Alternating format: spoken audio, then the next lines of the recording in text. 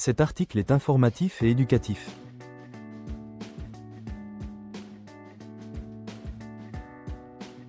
Il ne constitue pas un conseil en investissement. La crypto est un actif volatile. Faites vos propres recherches avant toute décision financière. Le marché des actifs numériques traverse une phase turbulente. En mars 2026, le Bitcoin se trade entre 66 967 $ et 68 116 $. Cette volatilité s'explique par des tensions géopolitiques au Moyen-Orient, des fuites de capitaux institutionnels et des ajustements réglementaires aux États-Unis. L'escalade militaire dans le détroit d'Ormuz a provoqué une crise énergétique. Les prix du pétrole brut ont grimpé, intensifiant les pressions inflationnistes. Dans ce contexte, le Bitcoin s'était comporté de manière pro-cyclique, perdant sa caractéristique de refuge. L'introduction des ETF Bitcoin en 2024 a modifié la structure du marché.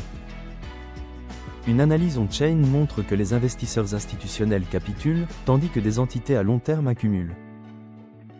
Les ETF subissent une forte pression de vente, effaçant 8,9 milliards de dollars de valeurs investies.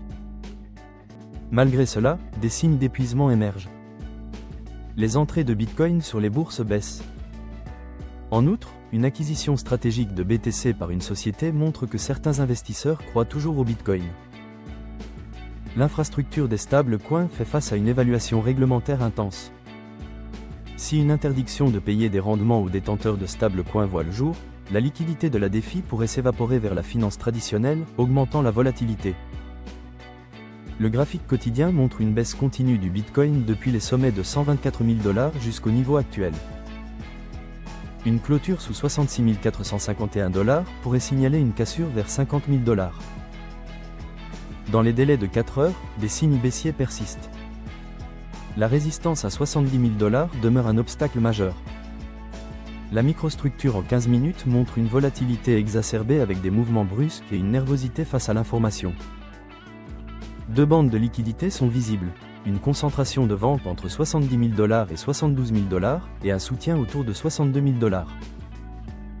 Un changement de paradigme géopolitique, comme la résolution de la crise au Moyen-Orient, pourrait entraîner un rebond du Bitcoin, tandis qu'une continuation des régulations menace la rupture des supports critiques. En conclusion, deux scénarios se dessinent.